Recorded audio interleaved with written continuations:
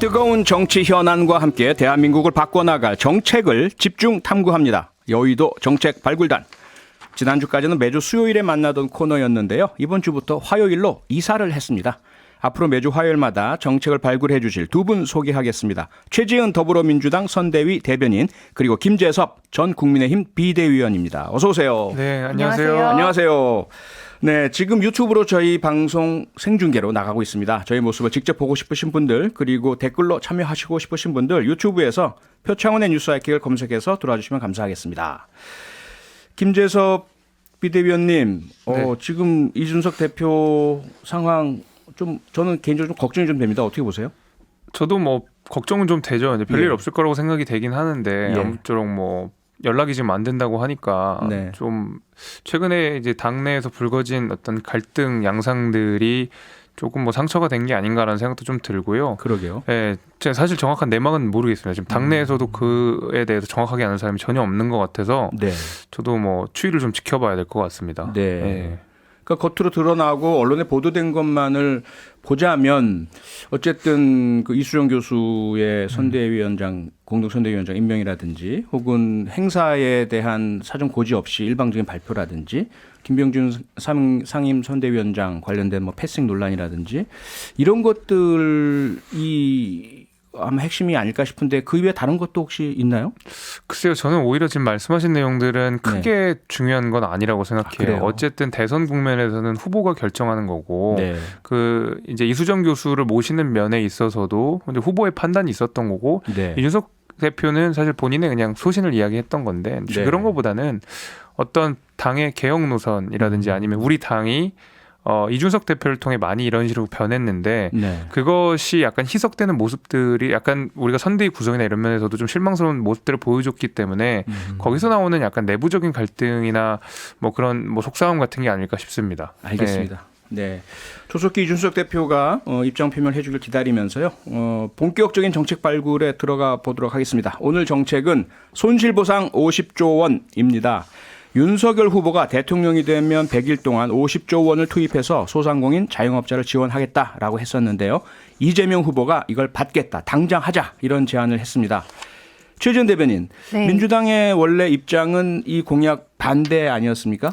이걸 받겠다고 한 이유는 뭐죠? 처음부터 반대는 아니고요. 네. 소상공인 지원하고 전국민 재난지원금 둘 다 필요하다는 입장이었습니다. 아, 처음부터? 예, 처음부터 둘 다 필요하다고 했는데 예. 재난지원금에 대해서는 반대가 굉장히 많았잖아요.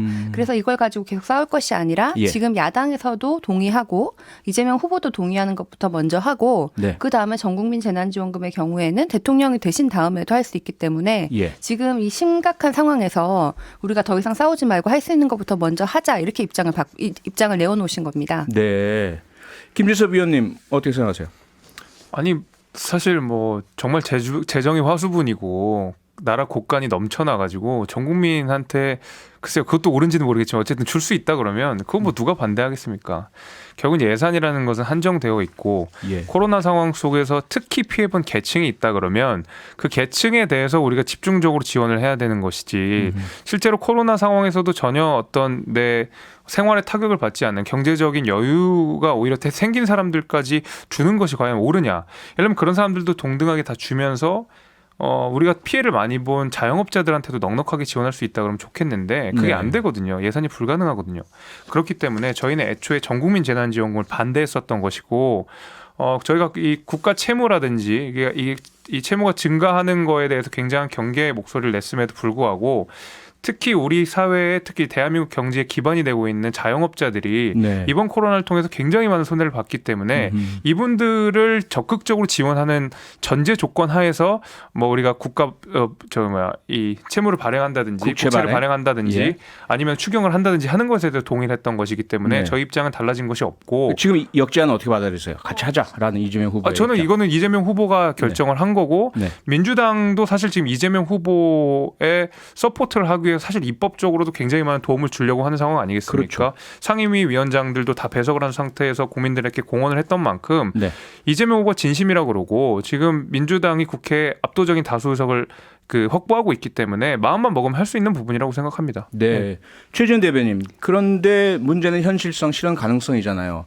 내년도 예산안 12월 2일까지 법정 시한인데 과연 지금 가능하겠느냐? 며칠 남지 않았습니다. 네, 지금 시간이 사실 너무 없고 이 50조라는 얘기는 윤석열 후보가 먼저 꺼낸 것이죠. 그랬죠. 그래서 50조 얘기, 이재명 후보가 전국민 재난지원금 얘기할 때도 뭐 10조, 20조가 처음에 얘기가 나왔지. 25조 얘기 나왔었고요. 네, 50조를 얘기를 한 적이 없거든요. 네. 그래서 이 야당에서 윤석열 후보가 이 50조를 얘기를 했을 때는 그럼 뭐 여기에 대해서 어떻게 하겠다는 건지, 뭐 추경이라든지 뭐 예산 어떻게 마련할 건지 거기에 대해서 좀 대안을 내어놓으면 좋겠는데 대안도 없고 야당은 일단 하겠다고 했으니 그러면은 지금 본 예산 때는 지금 시간이 별로 없으니까 네. 50조를 하는 것은 힘들고 당장은 뭐 할 수 있는 만큼 하지만 그 이후에 뭐 추가로 바로 추경을 해도 되는데 예. 그때 야당이 과연 동의를 할 것인가 지금 야당이 하겠다고 하는데 그래서 그건 좀 야당이 도대체 대안 없이 그냥 50조를 질러놓고 어느 정도로 동의를 할 것인지는 지켜볼 만한 일이고요. 네. 다만 지금 뭐 오미크론을 포함해서 지금 코로나 상황이 점점 안 좋아지고 있지 않습니까? 그러게요. 그 증시와 같은 그런 경제에도 많은 영향을 끼치고 있는데요. 예. 그래서 좀 추가적으로 추경은 좀 필요하다. 지금 상황이 아직까지도 경기 회복인데 예상보다 이게 더 오래 간다. 그래서 추경은 아마 필요할 수도 있겠다는 생각이 벌써 듭니다. 그 본 예산으로 안 되면 바로 추경을 추진하는 걸로. 그것도 가능할 것 같습니다. 네. 김재섭 위원님, 50조는 윤석열 후보 제안이었으니 이재명 후보와 민주당이 받아서 하겠다라고 했으면 구체적인 재원 마련 안은 윤석열 후보나 국민의힘이 내줬으면 좋겠다는 어떻게 생각하세요?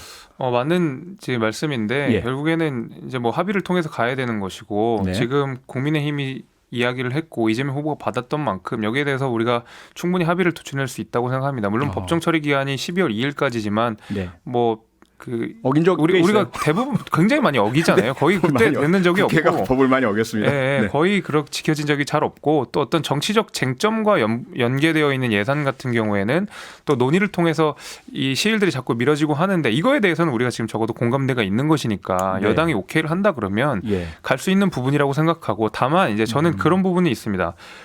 지금 캠프나 이제 후보가 이 예산 마련과 관련돼서는 어떤 이 자세한 내용들이 있는지는 제가 정확하게는 모르겠습니다만은 50조를 한 번에 편성하는 거는 저는 무리가 있다고 생각해요. 이게 이제 차근차근 좀 뭐 추가 경정 예산을 하던가 아니면 그 이후 뭐 국채 발행을 한다든지 여러 가지 단계별로 해서 50조를 채우는 방식으로 가야지 제 생각에는 내년 뭐 바로 그냥 이 본 예산에 50조를 반영이 돼버린다거나 아니면 일자 추경 때 바로 50조를 하기에는 사실 좀 어려울 것 같아요. 그렇다고 제 본 예산에 있는 세목들을 조정하기에도 사실 굉장히 난망한 상황이기 때문에 저는 50조라는 이 컨셉 자체는 동의를 하고 장기적으로는 소상공인들한테 넉넉하게 보상해야 된다고 생각하지만 50조 재원 마련과 관련돼서는 우리가 좀 차근차근 갈 필요가 있다.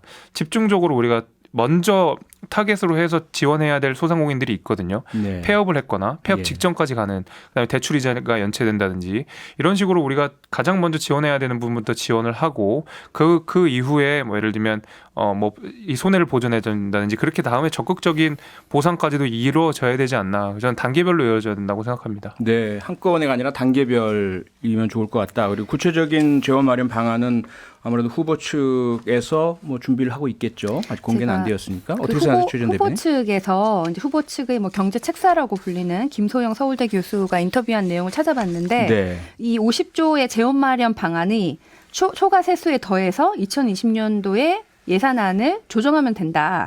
재난지원금, 소비 쿠폰, 그다음에 경기 부양, 한국형 뉴딜에 들어간 예산만 줄여도 된다. 뭐 이렇게 나와 있거든요. 네. 그래서 저는 좀 황당했습니다. 내년 예산이 이미 정해졌는데 내년에 가서 다시 예산 항목을 바꾼다는 것이 추경도 아니고 이것은 뭐 너무 이 예산 집행 결정 과정에 대해서 모르고 하신 말씀인 것도 같고 그냥 이게 내부적으로 정하지 않고 그냥 후보가 혼자 질렀나 뭐 이런 생각까지 사실 들었고요. 또 이걸 줄인다는 것이 재난지원금을 줄인다. 자영업자들을 도와주기 위해서 지원금도 하고 자영업자도 도와줄 상황인데 네. 줄이는 것도 그렇고 뭐 소비 쿠폰도 줄이고 뭐 부양 정책도 줄이고 뉴딜도 줄이고 그러면은 경기 부양하려고 지금 자영업자한테 돈 주자는 건데 경기 부양책을 줄이고 주자는 게 도대체 이게 무슨 의미가 있으며 이게 정책적 방향에 맞나 이런 좀 의문이 들었습니다. 그렇죠. 굉장히 논리적 비약이 많이 있는 것 같고요. 네. 기본적으로 자영업자들을 지원하는 것은 경기 부양의 효과도 당연히 있겠지만 기본적으로 국가가 강제적으로 했던 방역 방침 때문에 피해를 본 사람들한테 국가가 당연히 손해배상한다는 관점이 훨씬 더 강하기 때문에 그리고 저는 아까 지금 말씀하신 김소영 교수 말에 저는 동의는 하지는 않습니다. 왜냐하면 조금 전에도 말씀드렸듯이 세목이 이미 정해진 상황이고 행정부의 예산들이 어느 정도 정해졌는데 아직 우리 본 예산이 뭐 통과는 안 됐다고 하더라도 실제로 그 예산들을 50조 정도를 따로 빼서 편성하기는 사실 쉽지가 않습니다. 그 부분은 저도 동의를 했기 때문에 제가 내년에 차근차근 추가경유 예산이나 국채 발행을 해야 된다고 생각을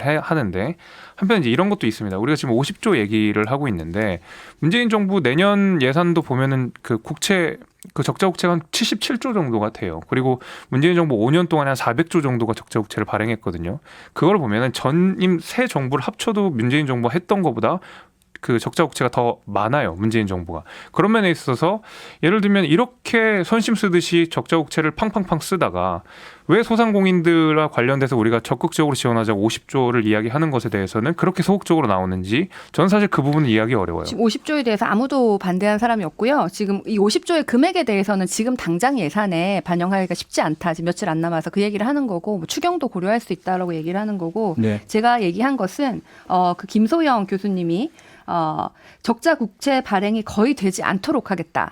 다른 부분에 중요하죠. 줄여서 하겠다. 이렇게 얘기를 해서 네. 아니 적자 국채 발행 안 하고 지금 있는 돈을 줄이면서 무슨 경기 부양책 어떻게 소상공인을 도울까라는 생각이 들어서. 근데 저는 제가 김소영 교수의 아까 전에 그 세목 조정 요 부분만 동의를 하고 본 예산에 쓸데없는 예산들이 많이 들어갔다는 데선 전적으로 동의합니다. 특히 한국판 뉴딜이라고 하는 것이 보면은 경기 부양 정책이라고 하지만 단기성 일자리라든지 아니면 기존에 있었던 뭐 청년 일자리 뭐 고용 지원 해가지고 사실 뉴딜이랑은 전혀 상관없는 내용들이 뉴딜이라는 이름으로 포장된 것이 많기 때문에 그것이 과연 국가가 경기 부양을 하는데 필요한 정책이냐?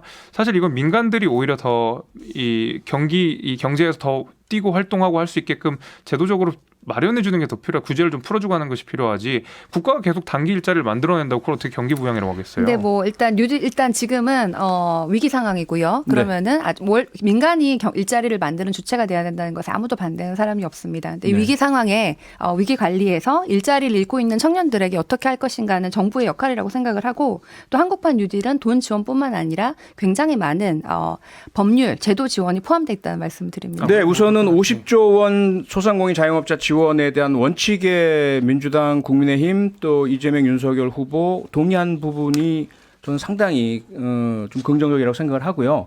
재원 마련에 대한 부분 역시 서로의 어떤 문제를 지적하는 방식보다는 함께 아까 김재섭 비대위원 말씀처럼 함께 좀 머리 맞대고 풀어내는 방식이었으면 좋겠다는 희망을 우선 말씀을 드리고 그다음 문제가 또 있어서요. 자, 그런데 또 하나 문제가 뭐냐면 전국민 재난지원금은 사실상 이 행정적인 방식은 상당히 편의가 있습니다. 그렇죠? 그냥 지급하면 돼요. 그런데 50조 원 지급은 선별의 문제가 생깁니다. 김재섭 위원님도 앞서 피해의 정도에 따라 또는 뭐 그런 매출의 정도에 따라 또 업종의 특성에 따라 이렇게 선별을 해야 된다는 말씀을 주셨는데 이 선별이 가능하고 쉽겠습니까? 저는 전혀 어렵지 않다고 생각합니다. 그래요? 특히 이제 한국의 경우는 더욱 쉬운데요. 왜냐면은 대한민국이야말로 사실 전자결제의 비율이 가장 높은 데기 때문에 네. 국세청에서 매출 조사를 하는 데 얼마든지 쉽게 할 수 있습니다. 데이터가 금방 나오고요. 네, 이제 바로 5월이 되면 우리가 소득세 신고를 하지 않습니까? 네. 바로바로 우리가 이 말하자면 얼만큼 매출이 있었고 소득이 얼만큼 줄었고 하는 것들을 굉장히 쉽게 파악할 수 있어요. 그러니까 민주당도 의지가 있고 국회가 의지가 있다 그러면 얼마든지 소상공인 내에서도 이 차등적으로 얼만큼이 피해를 받는지를 금방 조사할 수 있거든요. 네. 그런 면에서 그것이 이게 만약에 선별을 하는 것이 어렵다라고 하는 핑계로 이것을 뭐 차일피일 미룬다 그러면 그거는 말 그대로 정말 일을 안 할 핑계라고 저는 생각을 합니다. 지금 지금 50조도 뭐 금액에 대해서는 뭐 좀 더 논의를 해봐야 되겠지만은 자영업자에 대한 손실보상 민주당도 동의하고 지금 뭐 이재명 후보도 동의를 하는 상황입니다. 그런데 이것을 어떻게 할 것이냐에 대한 문제죠. 그래서 여기서 윤석열 후보는 50조는 질렀는데 이걸 어떻게 하자 구체적인 방안도 없고 뭐 자영업자들의 피해를 등급화하고 지수화하는 손실보상을 지원하겠다. 예. 이걸 뭐 구체적으로 어떻게 어디까지 등급화하고 여기에 나오는 부작용은 어떻게 하고 여기서 발생하는 여러 가지 비용과 혼선에 대해서는 어떻게 할 건지 그러니까 구체적으로 그 핑계를 대면 일을 안 할 핑계라니까요. 30초씩 남았습니다. 그 핑계를 대면 일을 안 하겠다는 핑계고요. 있는데요. 네. 우리가 지수적으로, 그러니까 기수적으로도 서수적으로도 다 등급화를 할 수가 있습니다. 국가 지표가 얼마나 많은데요, 아시잖아요. 그래서 그걸 가지고 가능하다. 예, 얼마든지 예. 결정할 수 있는 부분이기 때문에 네. 자료도 많고요. 그거는 뭐 아니, 그것 때문에 이미 못한다고 지금 핑계입니다. 저희는 하고 싶고요. 네. 이미 하겠다고 결정을 했고요. 네. 거기에 대해서 어떻게 할 것인지에 대해서 일을 안 한다고 할 것이 아니라 어떻게 하자라고 하는 야당이 되었으면 좋겠습니다. 네, 아마 구체적인 부분들은 서로 협의해서 기준을 마련하셨으면 좋겠습니다. 어쨌든 이 문제는 정말 현실이 됐으면 좋겠습니다. 함께 머리를 맞대고 또 국가 재정에도 큰 부담이 일어나지 않는 방식으로 네, 그렇게 한번 기대를 해보고요. 오늘 여의도 정책 발굴단 여기까지 하겠습니다.